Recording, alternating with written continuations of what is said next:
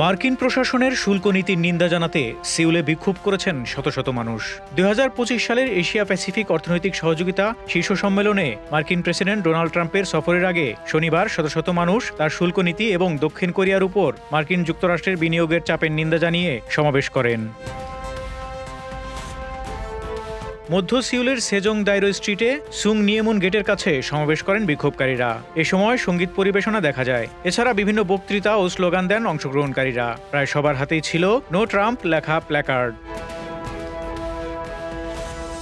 একজন বিক্ষোভকারী বলেন, তিনি মার্কিন ইতিহাসের অন্য কোনো প্রেসিডেন্টের মতো নন, যিনি বিদেশে প্রভাব বিস্তারের সাম্রাজ্যবাদী নীতি অনুসরণ করছেন এবং দেশে সরকার বিরোধী শক্তিকে প্রায় একনায়কতান্ত্রিকভাবে দমন করছেন।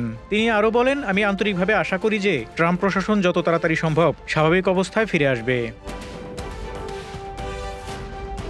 গণমাধ্যমের তথ্য অনুসারে কমপক্ষে ১৩টি সংগঠন অ্যাপেক সপ্তাহে সিউল জুড়ে ১৬টি পৃথক সমাবেশ করার পরিকল্পনা করেছে।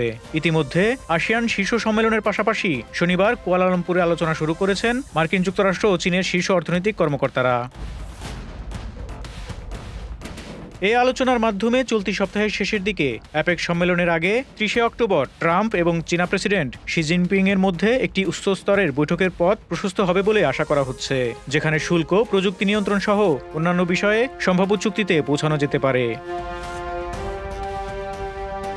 মার্কিন প্রেসিডেন্ট ডোনাল্ড ট্রাম্প, চীনা প্রধানমন্ত্রী লি কিয়াং, দক্ষিণ কোরিয়ার রাষ্ট্রপতি লি জে মিয়ং এবং ব্রাজিলের রাষ্ট্রপতি লুলা দা সিলভা সহ বিশ্বনেতারা ২৬ থেকে ২৮ অক্টোবর মালয়েশিয়ার কুয়ালালামপুরে ৪৭তম আসিয়ান শীর্ষ সম্মেলনে যোগ দেবেন বলে আশা করা হচ্ছে।